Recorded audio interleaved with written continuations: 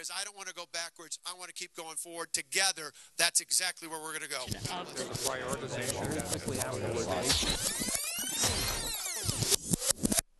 I'm Steve Walders. And I'm JR Ross. This is Rewind, WisconsinEye summary of this week in the Capitol. On November 4, the voters had their say. A few days, 1 week later, legislators meet and pick their leaders. JR, let's talk about the new leadership team. Let's start with Assembly Republicans.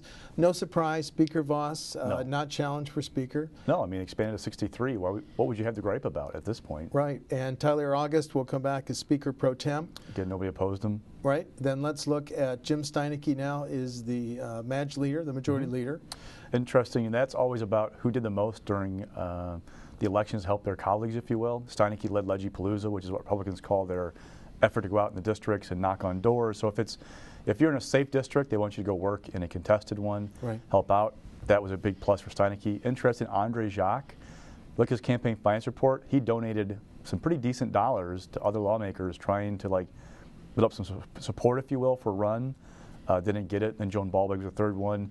A lot of times it's a matter of who did the most for other members, who's perceived to be the most in line philosophically, if you will. Right. And then sometimes, occasionally, there's a thing of, well, do we want to have a check and balance, if you will, on the speaker, somebody who will stand up and say, here's a different perspective, if you will. So. And then assistant leader Dan Knodel. Now, he was removed from leadership at one point. Is he out of the doghouse? Well, you go back to the election a couple of years ago, and there was always, again, perception of there was a big influx, if you will, of freshmen and sophomores. Yes. Now, again, another big influx of new members this session as well. But 18. Go back 2 years ago, and all of a sudden the freshmen and sophomores like, hey, we're feeling our oats a little bit. We want somebody who's one of our own, kind of thing. So that may have played a little bit part of what that race was last time, because Steineke was assistant this past session, if I remember correctly, and this is 2 years ago now, but I think he beat out Knodel in that election 2 years ago for that spot. And again, he was a sophomore at the time, part of that big influx, so that may play a part of it. Well, let's look at the balance of the GOP leadership team. John Murtha and Lee Nerison and Jesse Rodriguez. When you look at Steineke, August, Knodel, Murtha, Nerison, and Rodriguez, is it fair to say this is not a team? This is a team that's going to be content letting Speaker Voss lead in talks with the Gov and Senator Fitzgerald? Well, if you go back to when Kramer was elected, before he was deposed, not that long after that, but one of Kramer's big bonuses, or perceived bonuses, was, well, this is a guy who might stand up to Robin once in a while and say, hey, is this really wise? Yes. Should we really do this? Robin, though, is very much in charge of that caucus. The bigger challenge for him is how are they going to keep them all together at times and not get him too out in front, if you will, the governor on certain issues. It'll be interesting to watch. But yeah, very much it's Robin is the one who runs that caucus at this point. The Senate GOP, no surprise that Senator Scott Fitzgerald comes back as the leader. You surprised that Senator Paul Farrow was named his assistant? No. Paul, again, southeastern Wisconsin, pretty good base there, so well liked, so it made sense. Yeah, but you just you were just saying he made another decision yesterday. Talk about that. Well, he's running for county executive now. Now this popped up a week after the election for leadership position. So, and from what I heard, the rumor was that Varrock has been making calls early this week, Monday-ish. So he wouldn't have known at the time that this was going to open up. But yeah, now there's a possibility of one part of the leadership team leaving to go for that office if he wins everything come spring. Well, and we'll have the first woman president since senators decided to elect the president, and Senator Mary Lazick will be the president. Yes, beat out Petrosky. Say was going to make a run for it at one point, but in the end, it put his name in.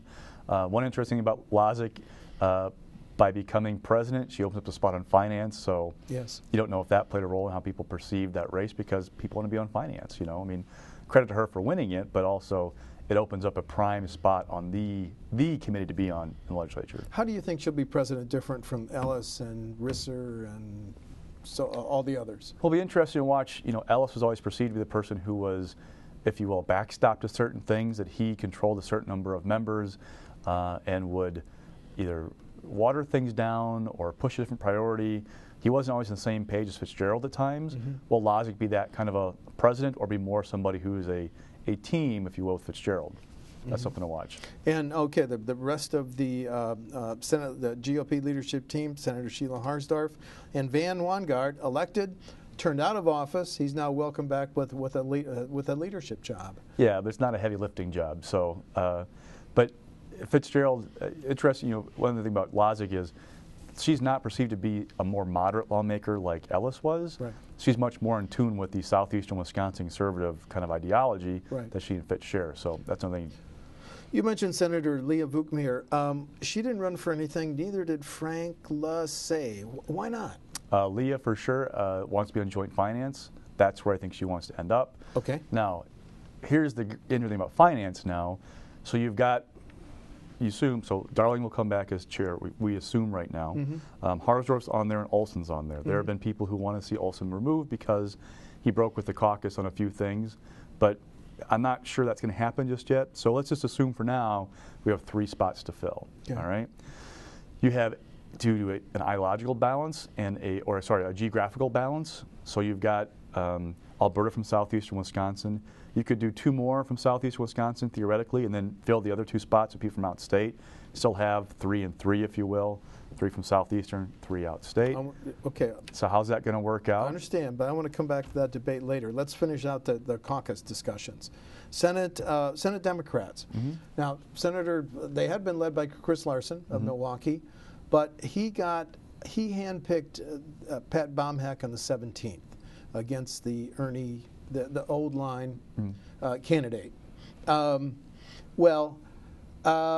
Clear to me and clear to you, he didn't have the votes, so he decided, okay, we're going to elect Senator Jennifer Schilling. You want to talk about Larson's exit? Sure. Graceful or no?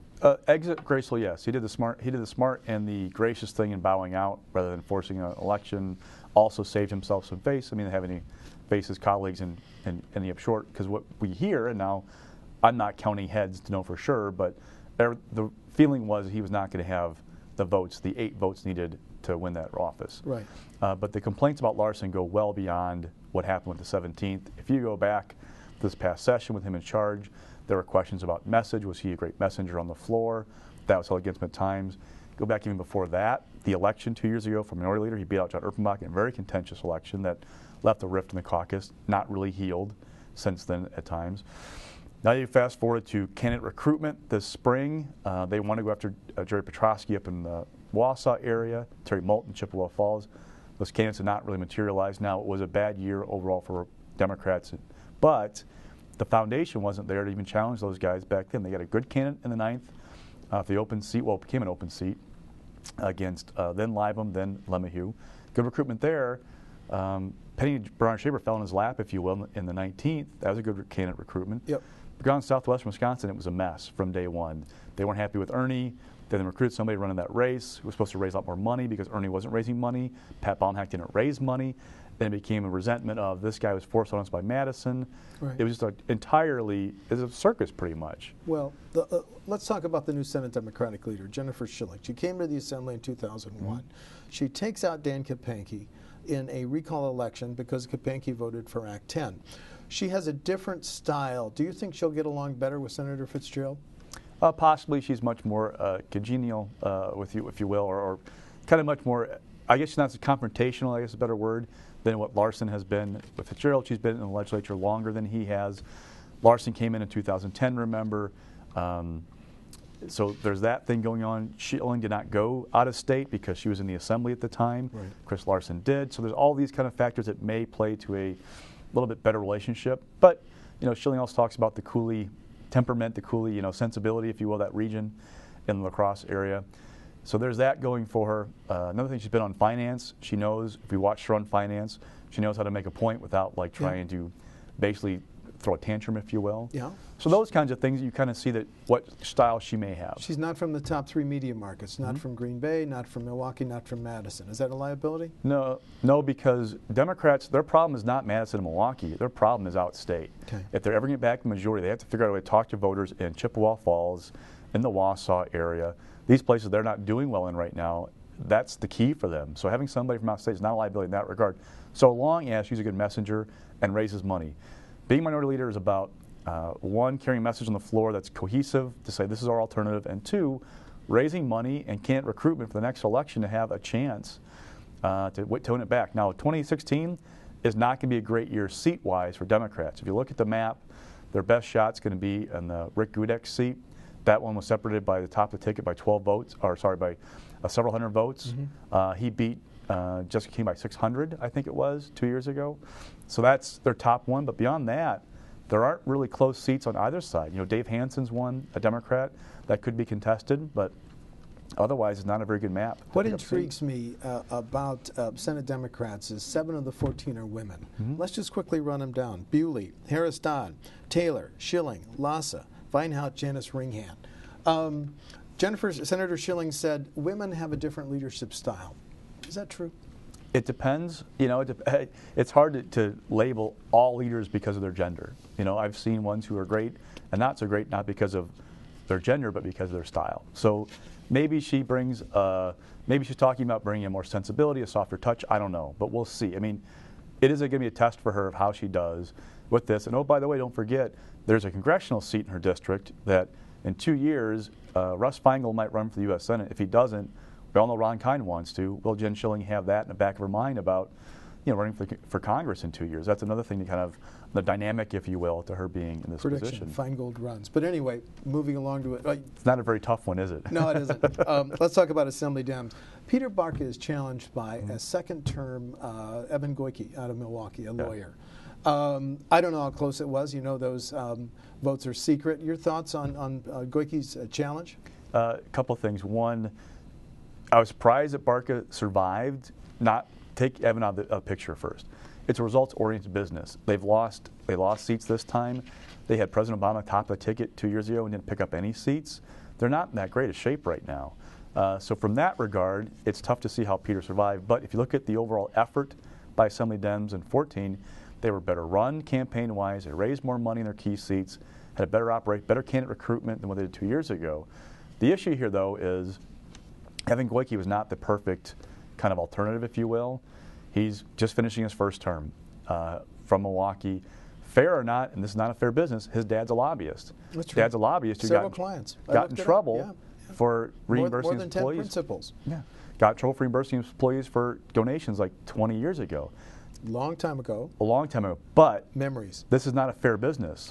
And that'll always be held against Evan if he was leader that, well, your dad's a lobbyist, you know, are you in his pocket kind of thing. Who's really running the show? So I got the sense from freshmen and sophomores that they wanted to change, but they weren't sure that this was the right change to make. So other issue for Democrats is this. Just like in the Senate, their problem is not Milwaukee and Madison, southeastern Wisconsin or Dane County. They need to figure out outstate how to do well in Chippewa Falls. That they should be winning seats up there, right. Places like that, so they need to have a better message going forward for rural voters. But the next generation of Assembly Democrats did get, is it fair to call it a consolation prize when Katrina Shanklin was elected as Barca's assistant? Now, she's only 27 years old. She's finishing her first term. Yes. Isn't she going to push Barca in some ways that challenge his traditional leadership styles, JR? Possibly. What's interesting is Democrats are becoming more and more condensed, if you will, in the urban areas. There aren't many rural Dems anymore. Chris Dano from Trempealeau County, can you name any more than that? Steve Doyle from Onalaska. It's, you know, the way the maps are drawn, it kind of sets them up that they're mostly confined to urban areas. You know, there's safe Eau Claire seat, safe Green Bay seat, those kinds of things. Beth Myers, Ashland, she's rural area. Yep, but not many. Okay. So again, the powers focus in Dane and Madison and Milwaukee. That's an issue they got to deal with. Well, okay, let's talk about that. So leading Assembly Democrats, Representative Barca, Representative Shanklin, and Annie Jorgensen stays as caucus chair. But I think those freshmen, they're more progressive, sophomores more progressive. They've either come because of the Act 10 fight, they were inspired by it, much like with Republicans. Okay. Reaction to it, they want to be more progressive. To talk to those rural voters, they have to be sometimes more moderate. Yeah. How are they going to walk that line? Okay, now let's come back to Let's Play, because members of finance haven't been announced yet. You and I can play guessing games. So let's come back to it. There's no doubt that Senator Darling's going to come back. I would expect Senator Harsdorf. And as you mentioned Senator Olson potentially. You know, it's always, there's going to be talk about Luther because there are people aren't happy about Common Core and how he handled it this session. But I think the betting money right now is he'll come back. Yeah, okay. I'm going to throw out a name. Would you consider Howard Markline showing up there as a CPA on finance? That name's been mentioned. Now, the tough thing for him is he's a freshman, or will be a freshman, starting in January. He's also from a bad district for them number-wise. When you're in finance, you take a lot of bad votes. you take more bad votes on finance than you do on the floor of the chamber. Okay. So 4 years from now, when he runs for election again, we assume he would, Okay. that's that much more fodder to go after him in 4 years. So that's one consideration to think about. Humor me. I'm going to add Paul Farrow, but now you're subtracting him, and you're, instead of Farrow, you're saying Senator Leah. Leah wants to be, Leah said, plain like, I want to be on finance. So that's something to consider. Again, the southeastern Wisconsin and outstate balance, Leah's going to be a candidate.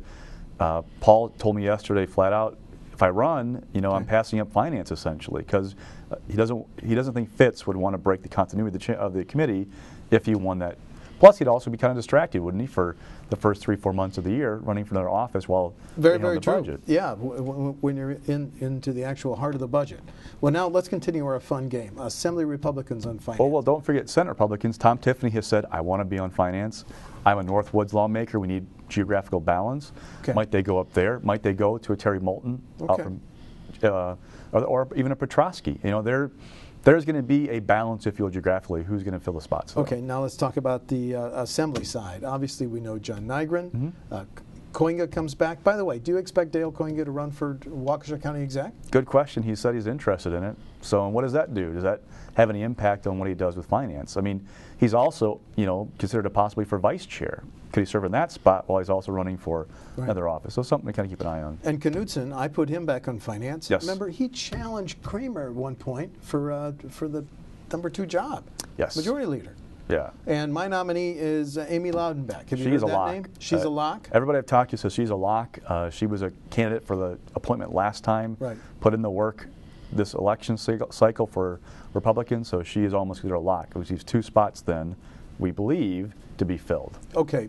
Democrats will get four slots. Here are 2 names. I think Corey Mason comes back out of Racine. Unless he runs for county executive, will that have an impact on, you know, again, Man, you're dumping on all my names. Go ahead. That's all right. Well, some Republicans think it's a couple more. There's 2 spots open. Think Chaya, think Swearingen. Michael Schra has said, I want to be on finance. Okay, you're back on the GOPers. So those guys, those 2 spots, you know, watch that. The difficult thing for Robin's going to be, a lot of people got the message this past year of, if you work hard, you will be rewarded. So now they want to be rewarded. So who did the most, essentially, get rewarded for those spots? But now back to the Assembly. But now back to the Dems. I nominate Mason. I didn't know there was a possibility he's looking at county exec. That's been rumbled about for a while, you know, recently, because I think what's the last name of the guy? Ladwig, right? Is he? Yeah, the county exec? Yeah. He's So announced he's going to retire. Go to a business group. Right. So Chris Taylor's name is mentioned quite a bit, lawmaker from Madison, because I'm going to another Taylor. Lena Taylor was removed from finance by Chris Larson. You argue geography. I think you got to put Lena back on there, don't you? with Democrats, there's always this pressure of our bases are Madison and Milwaukee, of taking care of your bases. So if you're talking about with Senate Dems first, your bases, you think Milwaukee's one. Well, Lena's got the experience, and part of being a minority on finance is not just voting no, but presenting a message. And by the way, they know they're in such a small minority, they want to make it hurt along the way. And Lena is very, very good at making them go through the hoops to pass what they want to do. Votes, yeah. Very, you know, drives a message home every time. You know, it gets her she gets her 2 cents worth every time. Okay, if I'm right and one of the Senate Dem seats go to Taylor, who do you pick for the other one? You know, Kathleen Beinhout, by the way, dropped by the 1310 hearing on Wednesday just to watch. That was kind of interesting. Thank you. John Urbanbach's name's mentioned as a possibility. You know, again, Madison and Milwaukee. Okay. But that'll be one of the first big kind of tests or indicators of Schilling's leadership. Where's she going to go for finance picks? Okay. Okay, new topic. Days after he wins a 2nd term, actually the 3rd vote in 4 years, the governor he interviews by the with the Wall Street Journal, goes to meet the press, and he leaves clearly the door open and run for president. Let's listen to what he told Chuck Todd on Meet the Press. I got to ask you about 2016. You made a pledge in October that you were going to serve all 4 years. Does that pledge still hold? I said my plan was for 4 years. I've got a plan to keep going for the next 4 years. But, you know, certainly I care deeply about not only my state but my country. We'll see what the future holds. I love Paul Ryan. I've said many times before I'd be the president of Paul Ryan fan club. But I do think if we're going to beat Hillary Clinton in the next election, we've got to have a message that says Hillary Clinton is all about Washington. I think in many ways she was the big loser on Tuesday because bodies everything that's wrong with Washington. We offer a fresh approach. Any of us, now 31 governors across the country, have the executive experience from outside of Washington to provide a much better alternative to the old, tired, top-down approach we see out of Washington, D.C. We need something fresh, organic, from the bottom up, and that's what you get in the States. Paul Rand may be the only exception to that rule, but overall, I believe governors make much better presidents than members of Congress. Governor Scott Walker. Okay, now, JR, you and I work out at the same YMCA, and so I'm on the machine last Sunday, and I hear Governor Walker say this, and I stopped pedaling my exercise bike because he says he twice puts his finger in the eyes of Hillary Clinton. She's everything that's wrong with Washington, and if anything good comes out, and if any good presidential candidates, maybe Paul Ryan, but otherwise it should be a governor.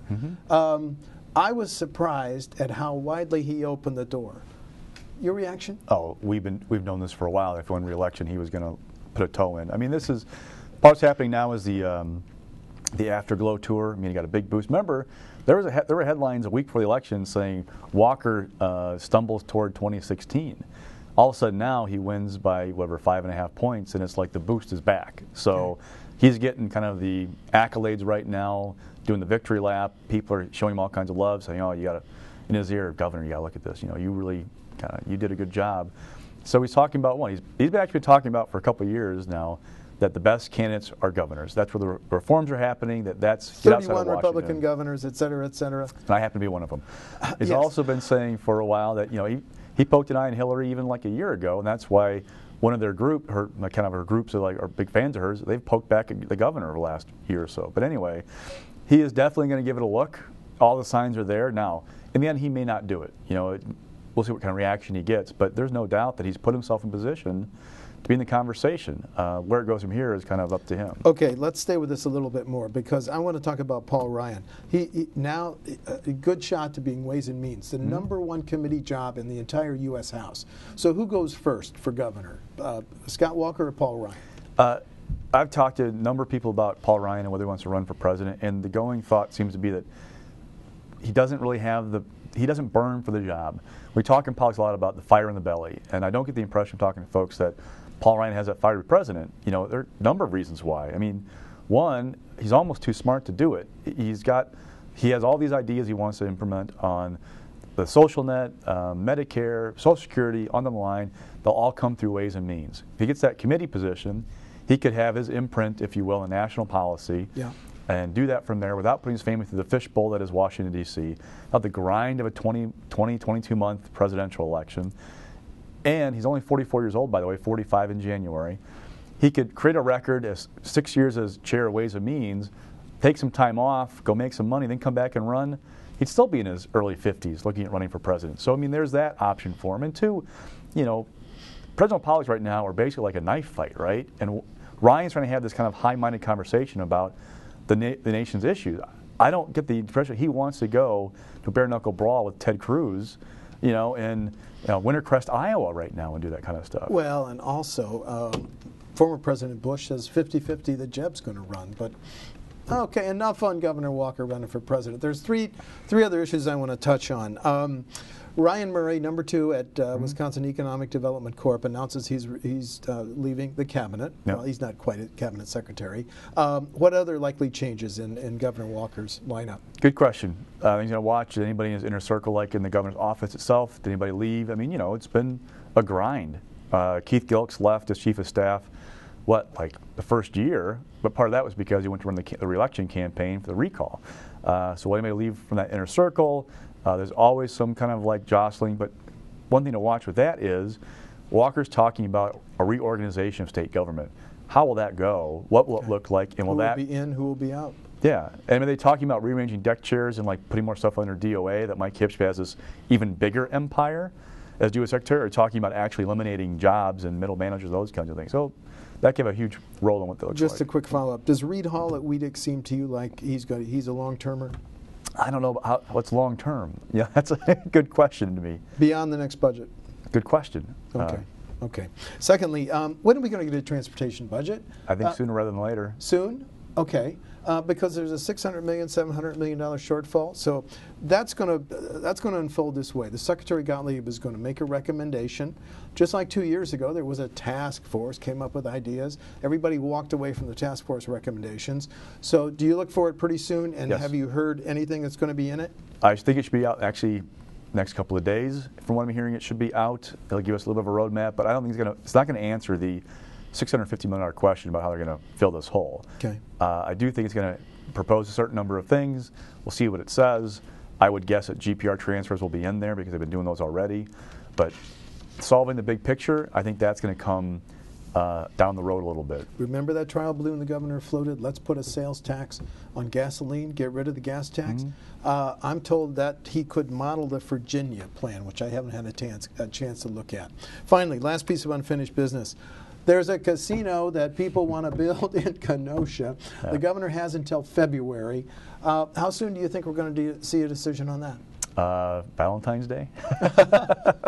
The ad war is already heating up. I don't know if you've seen, but we have up at our site a TV ad from the pro casino group, the Menominee Tribe, plus a radio ad they're running.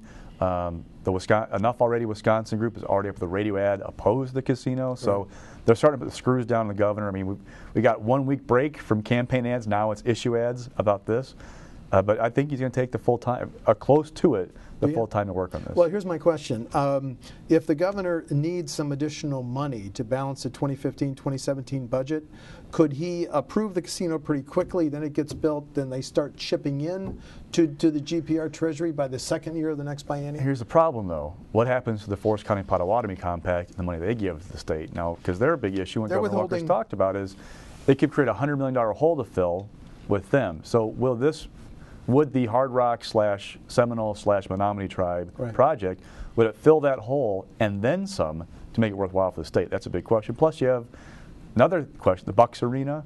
How are they going to finance that? Would they take, because right now we get money from, so when NBA players come to Wisconsin and play, they get taxed for even being here, right? Because they make money off of playing that game. And Speaker Voss put out a press release today, NBA players pay $10.7 million in state income taxes. So it's small money in the big picture, but it's another piece of the pie. That's true. All these moving parts to deal with. And we should get, by 20th, we'll have revenue projections from DNOA for the next biennium to kind of show what kind of issue we have. If you look at it, we had almost $1 billion more requested from DHS for medical assistance. That's right. $600 million from DPI, which 20 years is not going to get for schools. 613, and Nygren and Voss say that's a non-starter. Excuse me. Yes. So you start adding it up, and whatever DOT is going to add in, I'm going to guess there's going to be at least a $1.7, $1.8 billion in additional GPR requested. So we get that picture next Thursday. It's not going to be pretty. Now, I don't know the structural deficit. We talked about $1.8 billion. That'll be off the table now. We'll have a new one, but it's not going to look great for the state going forward the next budget, even with normal revenue growth. Not saying it's going to be horrible, but it's not going to be a great picture next Thursday. But the last thing I think the governor said on the Kenosha Casino is, or maybe it was Secretary Hipsch, is they're trying to find a way to get to yes. Yes. Yeah. Hey, is your stock picker taking the day off? Is taking he a week sleeping off. Or what? It's been a long grind this election season, so we'll be back next week. Back next week. I'm Steve Walters. And I'm JR Ross. And that's Rewind. Thank you.